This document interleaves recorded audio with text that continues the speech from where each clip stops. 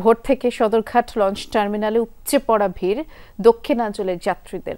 Launch সংশ্লিষ্টরা জানিয়েছেন, দিনের শুরুতেই পঞ্চনগুরুতে নৌপথে বাড়ি ফেরা যাত্রীদের উপস্থিতি গত কয়েকদিনের তুলনায় অনেক বেশি। তবে যাত্রীদের অভিযোগ, নির্দিষ্ট সময়ে বেশ কিছু লঞ্চ ছাড়ছে না। ঈদের ঘরমুখ মানুষের ব্যস্ততা, লঞ্চ টার্মিনালে যেন ফিরে এসেছে পুরনো সেই চিরচেনা পরিবেশ। পদ্মা সেতু চালুর পর নৌ রুট ধুঁকছে যাত্রী সংকটে। তবে ঈদ যাত্রার এই চিত্র বলে দেয়, হারিয়ে যায়নি নৌ রুটের জনপ্রিয়তা। তুলনামূলক আরামদায়ক আর স্বস্তির যাত্রা হয় দক্ষিণাঞ্চলের মানুষের কাছে এখনো পছন্দ নৌপথ। আমাদের যেহেতু দ্বীপ জেলা ভোলা আঞ্চলিক একটা এলাকা, ওখানে গাড়িতে গেলে অনেক জার্নি হয়, আর লঞ্চে গেলে যাতায়াতের সুবিধা হয়। লঞ্চে আমি হাঁটা চলা করতে পারতাছি নিজের মতন, যেখানে বাতাস খেতে পারতাছি। লঞ্চ জার্নিটা খুবই বেস্ট, কারণ আমরা কেবিনে যাচ্ছি, আরামদায়ক আছে, ফ্যান আছে, এসি আছে। তবে খানিকটা অসন্তোষ দেখা দেয় কিছু লঞ্চের বিলম্বে। বরাবরের মতো এবারও লঞ্চগুলোতে উপেক্ষিত যাত্রী নিরাপত্তা। ভোররাত্রে আসে বসে রয়েছি, এখন পর্যন্ত লঞ্চ ছাড়ে না, বা কখন ছাড়বে তারও কোনো শিডিউল নেই। এই 5টা বাজে আইসা ঘাটে বসে রয়েছি, 5টা দিনে এখন বাজে কয়টা, হেরা বলতেছে বললেই ছাইরা দিব, কিন্তু এখনো কোনো ছাড়াছাড়ির কোনো খবর নেই। এদিকে সার্বিক নিরাপত্তায় দেশের সব লঞ্চ টার্মিনাল ঘিরে সতর্ক পাহারা বসিয়েছে আইন শৃঙ্খলা বাহিনী। যে কোনো অপরাধ ঠেকাতে তৎপর আছেন পুলিশ ও র্যাব সদস্যরা। দায়িত্বরত আছে নৌ পুলিশ আছে, ঢাকা মেট্রোপলিটন পুলিশের সদস্য আছে, সেনাবাহিনী মোতায়েন আছে। সবার পাশাপাশি র্যাপিড অ্যাকশন ব্যাটালিয়ানও এখানে মোতায়েন আছে। তারা এইখানে টহল দেবে, দিনরাত 24 ঘন্টা টহল দেবে, যাতে কোনো ধরনের দুর্ঘটনা না ঘটে, যাতে কোনো ধরনের অজ্ঞান পার্টি, মলম পার্টি, কোনো প্রকার চাঁদাবাজ, সন্ত্রাসী আগমন যাতে না ঘটে। বাড়ি যাওয়া নির্বিঘ্ন হলেও ঢাকায় ফেরা নিয়ে কিছুটা দুশ্চিন্তায় যাত্রীরা। দীর্ঘ ছুটি শেষে একসাথে ফেরার সময় প্রয়োজনীয় ব্যবস্থা নিতে কর্তৃপক্ষের প্রতি আহ্বান তাদের।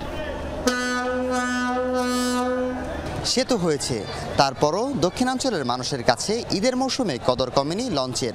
পরিবার, স্বজন, বন্ধুবান্ধব সহ লঞ্চে এক আরামদায়ক যাত্রা। হাসিবুল করিম বিজয়, যমুনা নিউজ, ঢাকা।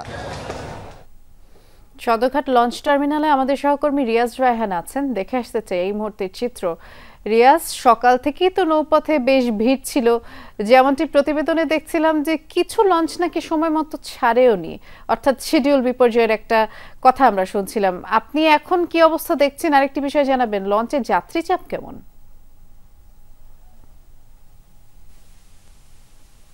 বৃষ্টি আসলে শিডিউল বলতে এখন কিছু নেই, মানে লঞ্চের এখন যে অবস্থা, এখান থেকে ঢাকা নদী বন্দর থেকে যেসব রুটে বা নির্দিষ্ট গন্তব্যে যখন ছাড়ছে, তখন শিডিউলে কোনো বালাই নেই এখানে। কারণ যখনই লঞ্চ ঢাকা নদী বন্দরে ভেড়ার পরপরই তখনই লঞ্চগুলো ছেড়ে দিচ্ছে, এবং পেছনে অনেকগুলো লঞ্চ দাঁড়িয়ে আছে যারা নদী বন্দর ভেড়ার জন্য অপেক্ষা করেন।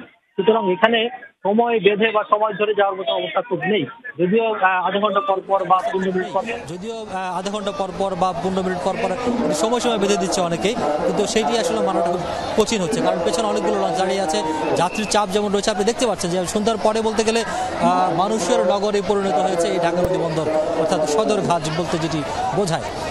সেই সদরঘাটের প্রত্যেকটি রাজধানীর প্রত্যেকটি রাস্তা যেন এখানে মিলেছে সদরঘাটে। সেই কারণে মানুষ, আপনি দেখতে পাচ্ছেন ছোট একটি নদী বন্দর বা ছোট একটি পন্টুন, সেই পন্টুনে তিল ধারণের ঠাঁই নেই। এবং শুধুমাত্র পন্টুন তো বটেই, পাশের যে যতগুলো লঞ্চ দাঁড়িয়ে রয়েছে, প্রায় 30 থেকে 35টি রুটের লঞ্চ, কোনোটি লঞ্চে মানুষ নেই এমন কোনো লঞ্চ নেই, অর্থাৎ প্রত্যেকটি লঞ্চে তিল ধারণের ঠাঁই নেই অবস্থা।